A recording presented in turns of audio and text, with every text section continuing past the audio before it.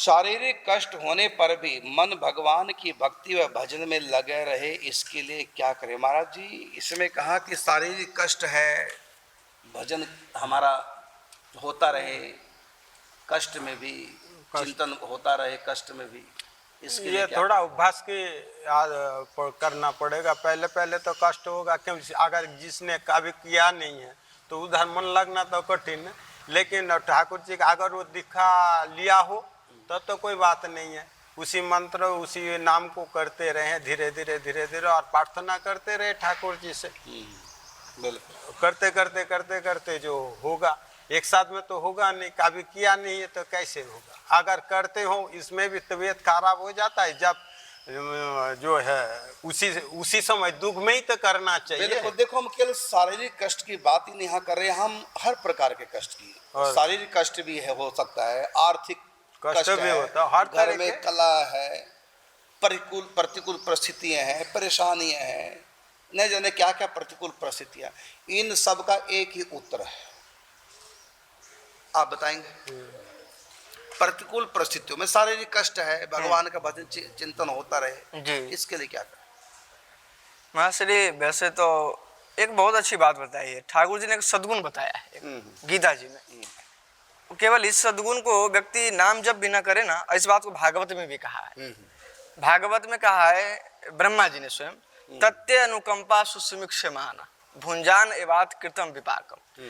उसमें कहा है जो प्रत्येक स्थिति को आपकी कृपा मान के और आनंदित होते रहता है और सुख दुख को भोगते जाता है, तो कहते हैं आपके परम पद का वैसे अधिकारी हो जाता है जैसे बाप के संपत्ति में पुत्र का होता है। मैं आपको जोर से चोटी मारूं, इतने जोर से मारूं जी, उस समय आपका चिंतन क्या होगा? भगवान का कर लेंगे कि यही चिंतन जाएगा? भले चिंतन यहाँ जाए, लेकिन महाराज यदि कृपा होगी ठाकुर जी की तो हम जरूर कहेंगे नहीं आपके। उनका कि शारीरिक कष्ट बहुत है जी, ऐसी स्थिति में भगवान का चिंतन भजन करते रहे। तो क्योंकि महाराज यदि मान लीजिए खूब दर्द हो रहा है, क्योंकि ऐसा भी देखा जाता है बीमार में व्यक्ति भजन वास्तव में नहीं कर पाता है कई बार, लेकिन एक जो भावना है, और वैसे भी घर में भी अनेक क्लेश है, प्रतिकूल परिस्थितियां, तब भी भजन नहीं चिंतन नहीं होता, टेंशन रहती है जी। लेकिन ये सब ठीक हो जाता कब? जब सब कुछ हम ठाकुर जी के विधान मानेंगे, जब उनकी कृपा मानेंगे। और इसी बात को गीता में कहा है, यस्मान्नो दुष्टे लोको लोकानो दुष्टे च हर्ष अमर्ष भयो दो गैर मुक्तो यह सच में प्रिया। कहते हैं ठाकुर जी कहते हैं जो किसी से दुखी नहीं होता, कहते वो मेरा बहुत प्रिय है। तो केवल आप प्रत्येक स्थिति को ठाकुर जी आपको जोर से चोटी मारूं, आप दुखी नहीं होंगे।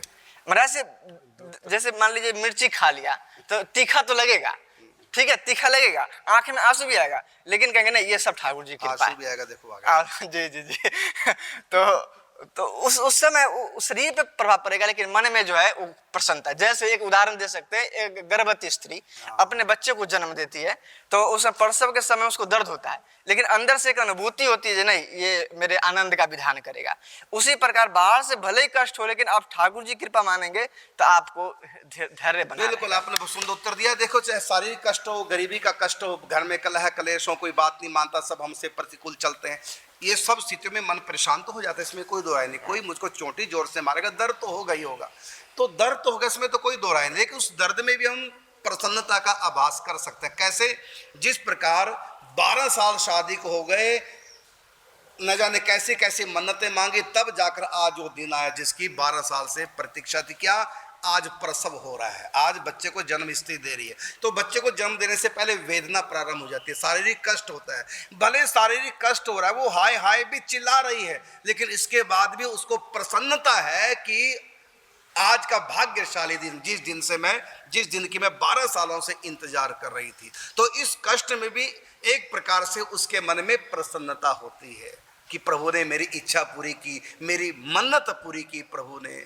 कितने मैंने यज्ञ अनुष्ठान किए, आज उसके फल का समय आया। तो भले कष्ट हो रहा है, लेकिन तब भी उस कष्ट में भी भीतर से उसको एहसास है कि मेरा भला हो रहा है, मेरी इच्छा पूरी हो रही है। इसी प्रकार हमारे शारीरिक कष्ट हो चाहे कोई भी कष्ट हो, ये भाव करो कि मेरे कर्मों के अनुसार प्रभु ट्रीटमेंट कर रहे हैं मेरी, है ना। डॉक्टर जब फोड़ा दबा करके मवाद निकालता, दर्द तो हो गई, लेकिन हम फिर भी डॉक्टर साहब को धन्यवाद देते हैं, फीस देते हैं। इसी प्रकार हर कष्ट में यही मानो कि मेरे कर्मों के अनुसार मेरे प्रभु ने मेरे लिए जो भी विधान रचा उसी में मेरा भला है, मेरा ट्रीटमेंट चल रहा है, मेरे भले के लिए चल रहा है।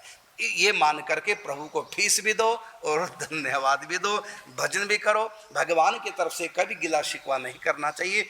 बड़े से बड़ा कष्ट यही मानो, प्रभु मेरे कर्मों के अनुसार मेरा ट्रीटमेंट कर रहे हैं, मेरे पापों की मुवाद निकाल कर मुझको पवित्र कर रहे हैं। प्रभु कभी गलत कर ही नहीं सकते। जो भी प्रभु मेरे साथ कर रहे हैं मेरे भले के लिए, कल्याण के लिए, ऐसा मानकर ही हमको प्रसन्न रहना।